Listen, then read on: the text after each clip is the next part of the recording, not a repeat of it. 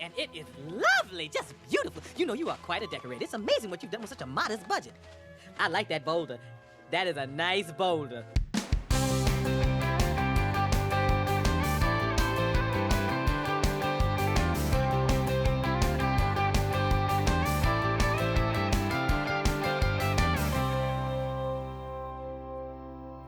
Hi everyone, I'm the Broken Meeple. Win or lose, I'm going to be honest with you. Sorry I'm a bit late with this one, but this is Mood Publishing's Valheim, the board game that I'm finally going to review. This is its deluxe edition form, and I will talk about some of the additions in the deluxe edition. It's mostly cosmetic, but for suffice to say, yes, there is a retail version of this one with a smaller box and that, and the retail edition is perfectly fine in terms of its components. You know, you're upgrading things to, you know, some wooden components and a sort of big pop-up house that you can build and stuff like that. But for the most part, like, it's just cosmetic. The retail version is still perfectly good, perfectly fine. If you are not interested in paying the extra money for component upgrades, then by all means just get the normal version. But I've got this big one, and just as a little bit of context, Valheim is another one of those PC games I've sunk a lot of hours in. So Deep Rock Galactic was their first one that gave a 10. It's like a benchmark for a video game adaptation board game. And Valheim is another one that I've sunk a lot of hours in. I mean, Deep Rock Galactic's probably taken a good 500 plus hours of my life, easily. I'm sure it's more than that. And Valheim, I don't know how many hours it's taken up. I'm sure I'll put a screenshot up, but yeah, it's taken up a fair whack as well. And funny enough, me and friends on Sunday evenings are going through it again in a kind of high difficulty run through. So, you know, we enjoy playing this. So I played the PC game. It's basically a survival game where you're dropped into the middle of an open world, procedurally generated, and you have to build structures, gather resources, kill wildlife, you know, kill monsters, and, you know, get the meat, get the furs, get the leather, you know, smelt ores, all the typical survival game stuff that you see, except you do it effectively with your person in kind of third person view. It looks very pretty despite being typically a kind of sort of not quite pixelated graphics. We're not talking Stardew Valley type thing, but certainly not like the most grandiose of 3D-ness here. And it's just a very addictive game. I do recommend people try it if they can, whether solo or preferably in a multiplayer group. You get a multiplayer group of yourself going with it, it's great fun. So obviously adapting it to a board game piqued my interest, but also worried me slightly because Valheim is a very long-term game. You play it over a course of many months, you know, or years even. You know, you build up your big base and then you move on to other biomes and then you build up another base and then you go to a different biome and you fight bosses and, you know, this stuff takes time. To put that into a board game that you can finish in one session, is that actually possible to do? Deep Rock Galactic is a scenario-based game. You go in, get the mind stones, get the gemstones, kill the bugs, get out. You know, you can be done with a game of that on the PC in like 25 minutes or so. This takes a bit longer. Can you make it into a board game? Well, let's see. You have my undivided attention. Right, we've got plenty to cover, and somewhat thematic to this game, it's brewing up a bit of a storm out there, so it's kind of fitting for the weather. But this is a scenario-based game, so you are basically dropped into this world. It's open world in the normal game. Here you have a pre-map set up with hexes, as per the scenario, and the idea is that you must venture forth, kill monsters, gather resources, build various bits of furniture in your house, and eventually be ready to summon the main boss. So that could be, you know, Ifikir, the sort of big, sort of lightning deer, basically, or it could be Bone Mass, this giant slab of ooze, poison, and undeadness, you know, who's a bit of a pain in the actual game. But, you know, basically you've got one of 4 different bosses to try.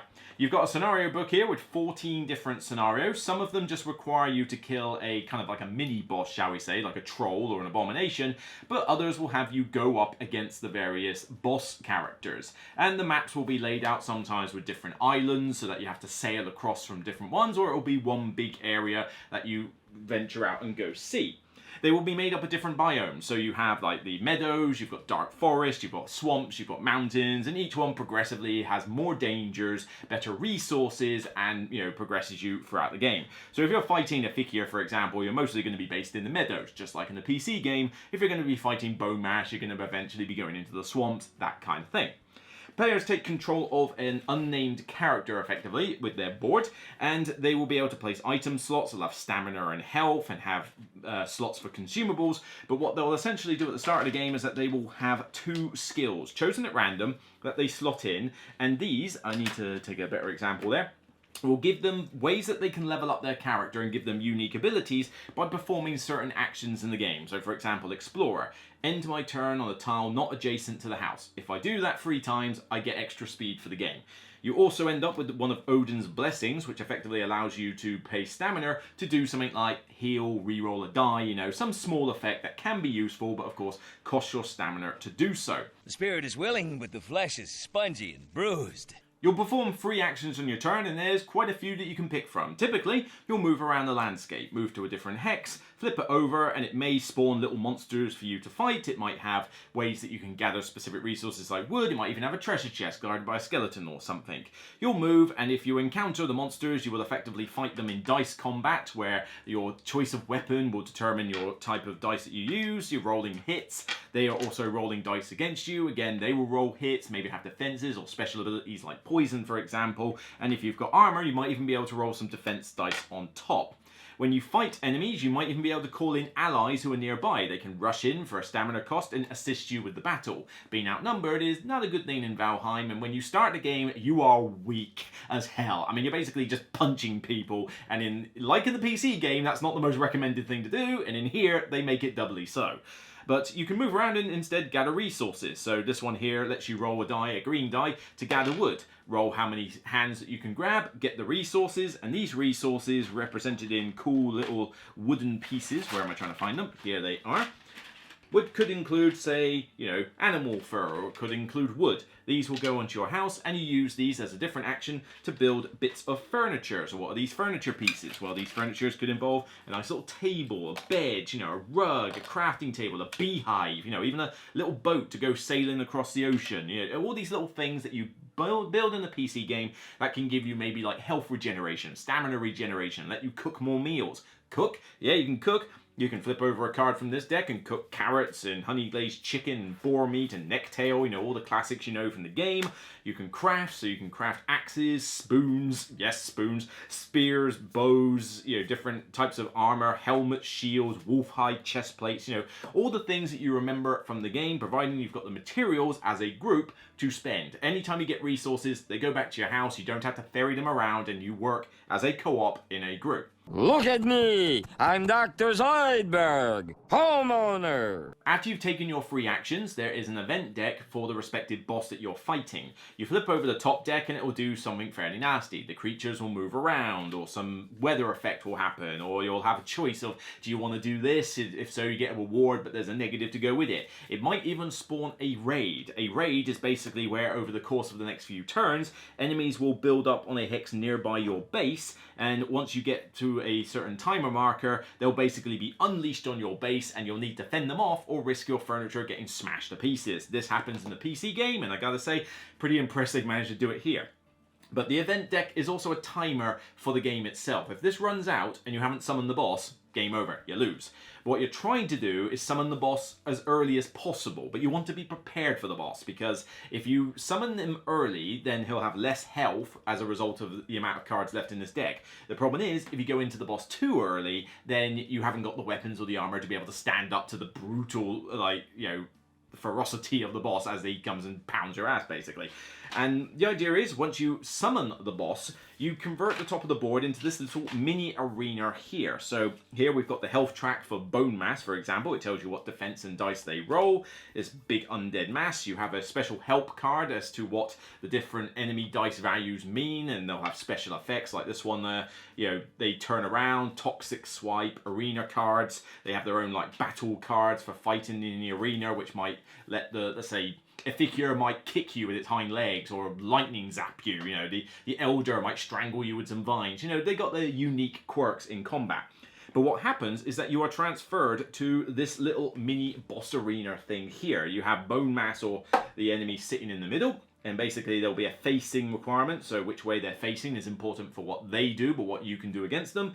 And on your turn, you'll be able to move around the boss while also attacking it from different points of view. And there's different effects on the arena board, and you have to obviously contend with the boss's attacks and its own arena-specific attacks, where it might, bone mass might slap you in the face, but then also might poison you at the same time. If you can get the boss down to 0 health, you win. If not, you lose. And if players die, it's not necessarily the end of the game. I mean, it is if you're in the arena battle, but in the main game, there is an opportunity to come back with your tombstone effectively, which is kind of like a resurrect, much like in the PC game. You die, your stuff is kind of on the tombstone, you go back and get it, but at least you're still able to continue with the game. It's not one of those situations where if one person dies, everybody loses. Nah, it's not quite that restricted. For the most part, that is the game. You have multiple scenarios that you can play. There's even rules in the book to build your own scenario and tailor the difficulty how you see fit. But that's kind of the crux of the game. Start off, go out, get the resources, craft your gear, craft your furniture, kill monsters, and then eventually, once you're ready to summon the boss, summon it and go kick his ass.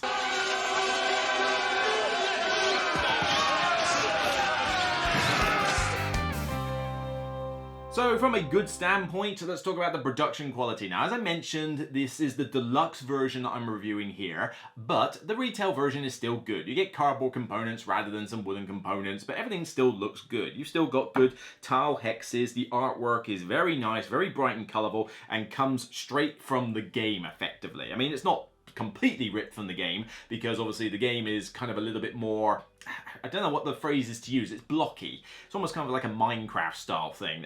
But the idea with this is that obviously it's proper artwork, so it's a little bit more cleaned up here. But you'll recognize the creatures, you'll recognize the grey dwarfs and the trolls, the fenring, the bone mass and Moder and all these ones. And it basically goes up to Moder. So the 4th boss in the game. There's nothing here for the 5th boss, the goblin boss, or anything further than that. I suspect they'll save that for expansion content. But, 4 is good enough for now. But with the deluxe set, you get nice insert trays. They're fairly, they're not the strongest thing in the world, but they will do the job nicely of holding your components. It's a little unclear where to file some of this stuff, and the rulebook doesn't really help you in this regard. But basically, just come up with a system of your own, and you should be fine for the most part. You might even have some spare slots available that you didn't necessarily have before, but at least the cards and the tiles are easy enough to sort, and as well as like the different board game pieces. There is normally a board where you position all this stuff on. I just can't fit it on the table right now, but it's basically just a board with a river, a big lake on it, the ocean, and you just put the tiles on it and connect this to the end. It's, it's nice, but it's not essential, it's just there. But the production quality in general is pretty good. I like the miniatures. They look like the game. They're decent quality. They've got decent amount of detail on them as well. I think if anybody's a painting fan, they're going to have a field day with some of these. The cards are good stock. I don't feel like I really need to sleeve these. They can, and to be fair, the insert is not the best with sleeved cards, I've noticed. So probably you just don't want to sleeve this game. I wouldn't worry too much. And you've got cardboard tokens and everything. So I think it's a decent production all round, with one exception. And it's not a big deal. Whoops, sorry, Vic here. Don't zap me. It's not a big deal, but it is a problem. It's a gimmick, and as gimmicks go, it's pretty bad. It's the house.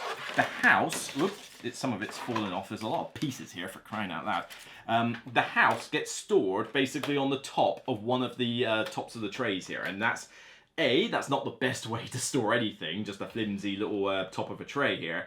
But this house is a gimmick, and it's not worth assembling, because you've got to assemble this every game. So it's not pre-built in the box, even in a box that big. So that's already a pain in the butt. But the other problem is that it's not essentially clear how to assemble it. Yes, they give you a guide how to do it, but even when you're looking at the guide, you're like, wait, that bit goes in there, that bit goes in there, that's a bit fiddly. It's a fiddly thing to put together, but on top of that, it's entirely useless, because it doesn't do anything to add to the game. It just gives you a 3D structure that you put here for your house. The problem is that from, depending what angle you're looking at, or even if you just got stuff inside it, it obscures your tokens and your furniture and stuff. So you have to sort of peer inside the house to see what you've got. I get that they were trying to make this a little bit more deluxe, but honestly, as deluxe things go, just forget it. You're really only getting the deluxe for component upgrades, insert and stuff like that. But, possibly like for the miniatures as well, but do not get it for the house, because the house is just annoying. Making it bigger doesn't make it clearer. Deep Rock Galactic was very good for its simplicity. Like, it was just a simple concept and the rules were pretty straightforward. Although granted, I do admit Deep Rock Galactic needed the second edition of its rulebook to get, like, perfect. This one's a better rulebook out of the gate, but it's still by no means perfect. But overall, this is a fairly simple game to learn. And I know it looks like there's a lot of pages here, but that's because the font is very big, there's a lot of pictorial examples, and this one has a lot of, like, you know, references for all the creatures, all the tokens, and all the biomes and everything. So, you know, it's a very comprehensive rule book with an icon guide on the back and, you know, and even player aids besides. I wish that maybe there was a player aid for a couple of other parts of the game. It's not perfect, but, you know, it's doing a good enough job. But the game is fairly straightforward. You know, if someone's teaching you this game, you're going to get it easily. It's not a hard game at all. There's no complex actions. There's nothing that's hard to grasp. You know, the idea of go out, get resources, craft. I mean, we've all done that stuff before, so it's familiar to people. Dice combat's very simple, so it's crafting, so it's cooking, so it's, you know, the event deck. Super easy, barely an inconvenience. It has all the references in here, and it does make it rather a big book. I think it might have been better if they'd simply kind of cut half of it and put it as its own reference book and just kept this as the normal rules. You know, then you wouldn't have such a big rule book that you're having to, you know, pass around all over the place. And the final little blemish against it is that it's not the best at edge cases. Edge cases and FAQs are going to pop up for this game, and BGG has a fair few of them already. But as much as you will easily be able to play the game fine, and you won't have any problem with the main rules, it is still a straightforward game. There are still edge cases that this rulebook struggles to help you with, and you're either going to have to just come up with your own little rule for it, or ask the designers or ask around on BGG. So, yeah, not perfect. I mean, Deep Rock Galactic wasn't perfect with its rulebook either. So this is something that probably maybe Mood Publishing needs to work on, I think, as a publisher, you know, because, you know, Deep Rock wasn't perfect, this one's not perfect with it, so, you know, I put it in the good section because overall it's straightforward, but yeah, there is that little blemish. Bear that in mind, and I think Mood needs to start working on this front. He's out of line, but he's right. The theme of the original game is represented well here. Now, you do have the problem that you can't really take a game that is, like, you know, many months and years of play and condense it into a board game and not have some abstractness thrown in. But it does do a decent enough job. Each scenario almost feels like maybe like an extended night playthrough. And there are rules in the game to play this in campaign mode. You effectively play 4 games in a row, you go through all the 4 different bosses, and you can save little bits of furniture and that from your previous base and bring them over to the next one, but for the most part, I'm not desperate to play this in campaign mode. I actually think the game is better just played as a simple scenario. But everything else that you do in the game does feel like what you do from Valheim. You are building the same bits of furniture. I mean, beehives and stuff. You know, every time you get a beehive in Valheim, it's fantastic because honey is such a useful ingredient. You know, you build up your base, you fill it with beds, you fill it with crafting tables and stuff. And, you know, that stuff brings back the theme. If you've never played Valheim in your life, you're probably going to lose a little bit of that Easter egg factor here. But, you know, you're still going to get a decent, smooth, like, survival game anyway. And there is definitely that co-op feel. Each of you is moving around the map, you're working together, you can jump across the field effectively, you know, if you're close enough to somebody who gets caught up in a battle, it's like, right, I'm gonna come and help you, right, let's kill them together. You all work together for the arena battle at the end, so there's no, like, one player Lone Ranger thing. You're gonna need to work together, because if you don't, you're not gonna be able to get to the whole summoning thing before this deck runs out. You know, the timer is relatively tight in this game. You've got a decent amount of variety with what you can craft. You know, you've got axes and knives, pickaxes and bows and clubs and swords and all sorts of things here. And you can even buy certain special armor from Haldor the Trader. So Crystal Battle Axe, a Bone Tower Shield, Stag Breaker, everybody remembers that one, Troll Hide Cape. So there's a few little interesting bits and bobs that you can use to, you know, tailor up what it is you're going to make, but there's only so much time, you've only got so much material, so you are going to have to work for it. What about you guys? We ain't found shit. With the subject of theme, I mentioned raids before. I'm very impressed they managed to represent those in the game. In the PC game, now and again when you're hanging around your base, it will basically say raid, like, you know, a figure is angry or something. And basically a wave of enemies come at your base trying to destroy it.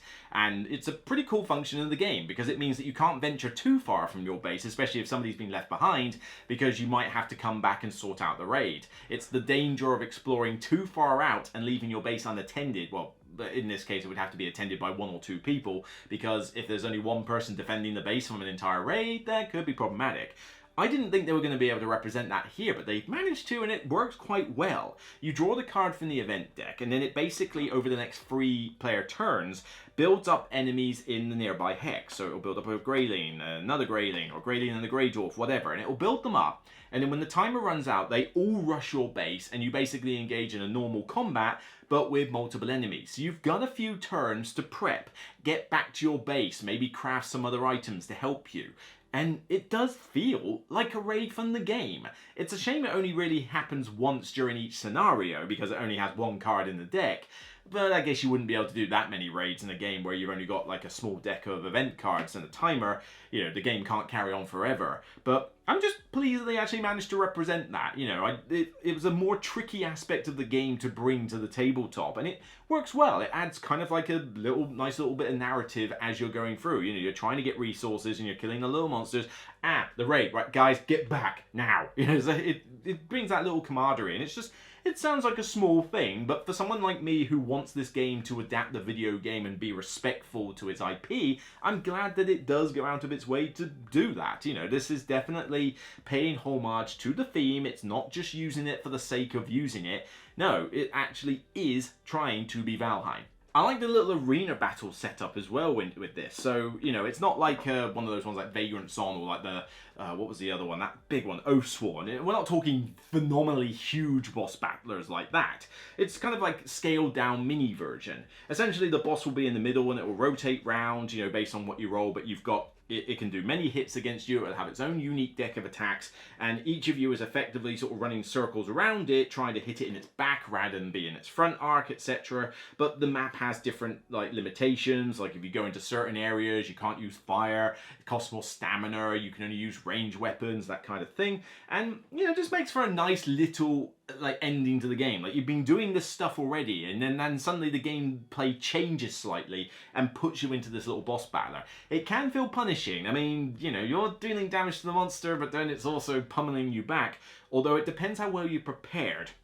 Sometimes you might steamroll the final boss because your weapons are just that good, or your rolls were just that good. And you are going to have to accept that this is a game of dice, and sometimes the dice will love you and sometimes they'll hose you. Yeah, you're not playing this as a full Euro experience, but then let's face it, did you do that with Deep Rock Galactic? So same thing applies here. This is a thematic survival game, not a Euro game. But yeah, I like this little arena setup. You know, they could have maybe like added a couple of extra differences. You know, there's not a huge amount of differentiation between the 4 bosses, but there's a little bit, there's enough, and it's just a nice little ending. It's not like, oh, we spent ages doing the actual game and now we've got to spend ages on this. Now the game actually will probably only take you about 90 minutes, 2 hours tops to play through a full scenario, really. It's not going to take that long to get through the deck, do your free actions, and do the little mini boss battle. It's still a fairly quick example of this type of game, and normally these type of games can be made to take quite a long time to finish, particularly if it was a full Civilization style game or like a big epic survival game. This one is scaled down to be less epic, but as a result, shorter, quicker, and smoother. See, there's 2 sides to every sport. I especially like that this game has a pretty decent tutorial system. You essentially play through this big sort of 55 card deck, and it takes you through the main mechanics of the game. Not every mechanic,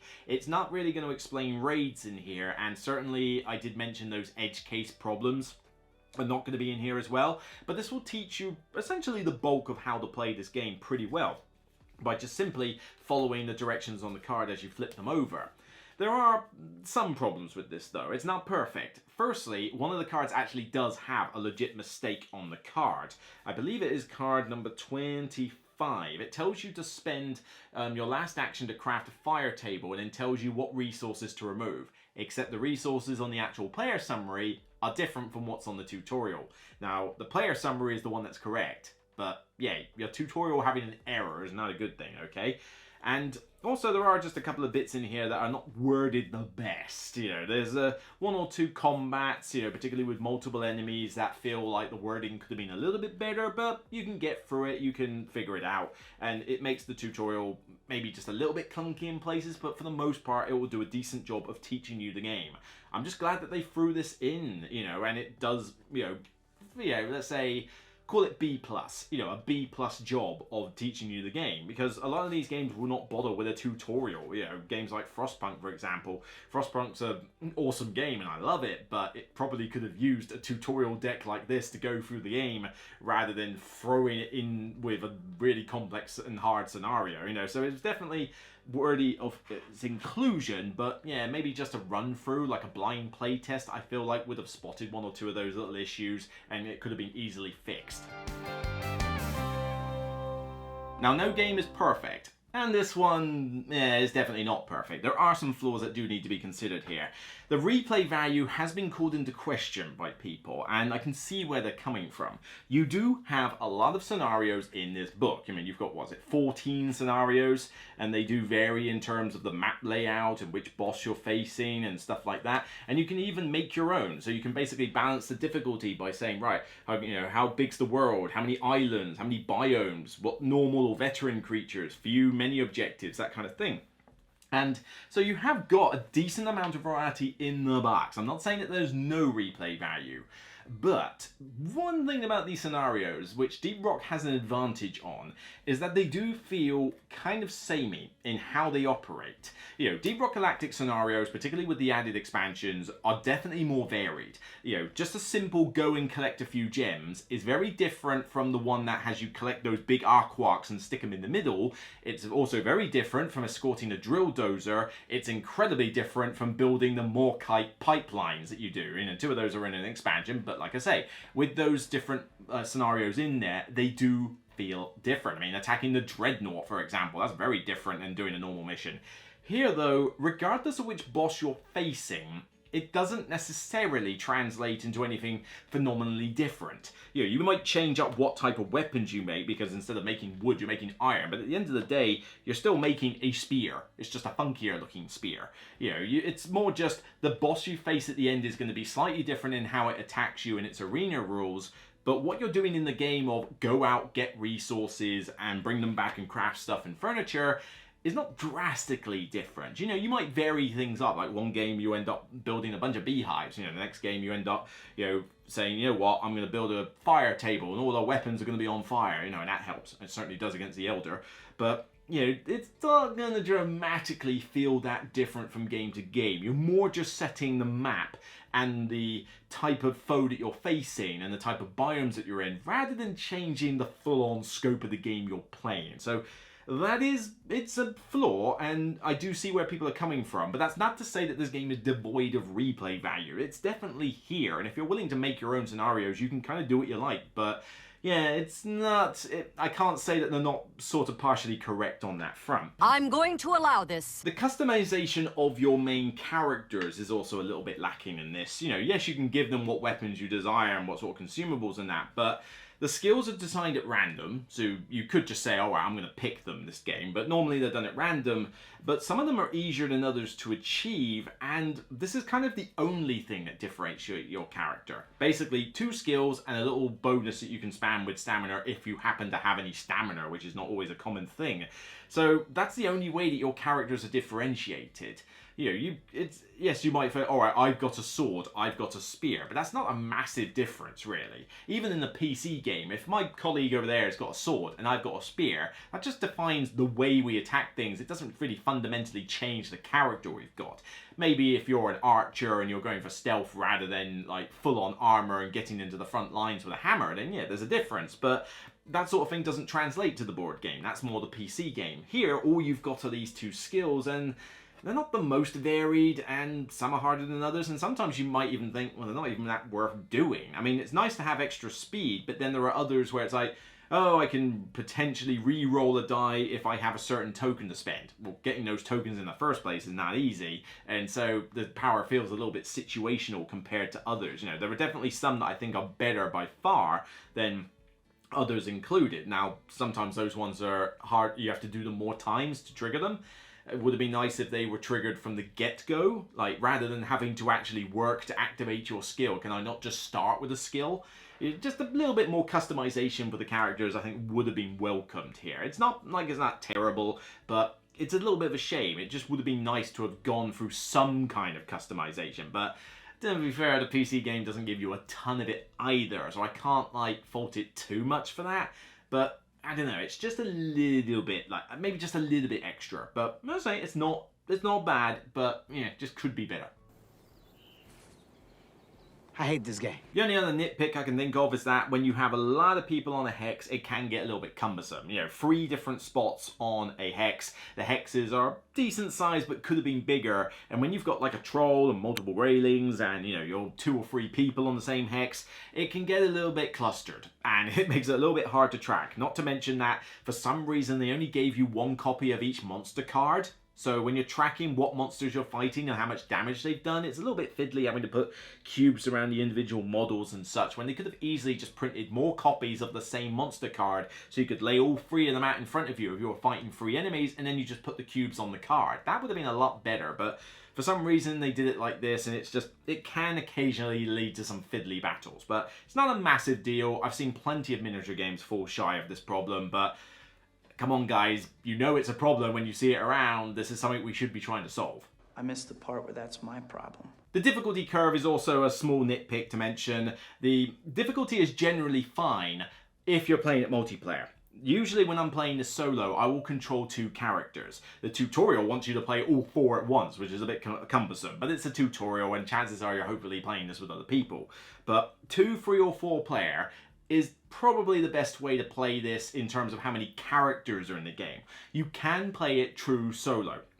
Just have 1 dwarf and that's it. No other changes. The problem is that 1 dwarf on their own, or 1 character, I have to say they're not dwarfs, I'm thinking of Deep Rock, but you know, 1 character on their own is pretty tricky. You know, it's difficult to get all the stuff you need and be able to survive against all the monsters with just 1 health pool worth of stuff. It's definitely playing on hard mode. If I'm playing solo, I will control 2 characters and I think that works pretty well. 3 and 4, again, works pretty well. You can cover more spaces, but obviously you go through the event deck a bit quicker. But raids by yourself, ow, they kind of hurt a bit, you know. Multiplayer does favour the raids there. So yeah, you can play this true solo, and I kind of wish maybe that the rules were set up so that they could scale for true solo a bit better. But in this case, I think it's more that if you're going to play this by yourself, control a couple of characters. It's not hard, but your experience will definitely be better. So Valheim overall does a decent job of representing the PC game it's based on, and I'm glad that they've been faithful to the IP, and certainly if you are a fan of the game like me, it's going to elevate your experience of this. If you are not a fan of Valheim, then you're not really going to get much from this, and if you know nothing about Valheim, then your experience will still be good, it just might be slightly diminished. I can certainly admit to the fact that there is an element of, you know, nostalgia here, but not like tons. You know, if the game was horrible, I'm not going to defend it just because it's faithful. But this game is a pretty decent, smooth survival co-op game. You know, the rules are not complicated. You can get into this game pretty quickly. You can even finish a game of this pretty quickly. You know, less than 2 hours, you should be done with a 4-player game of this. That's pretty good going for something like this.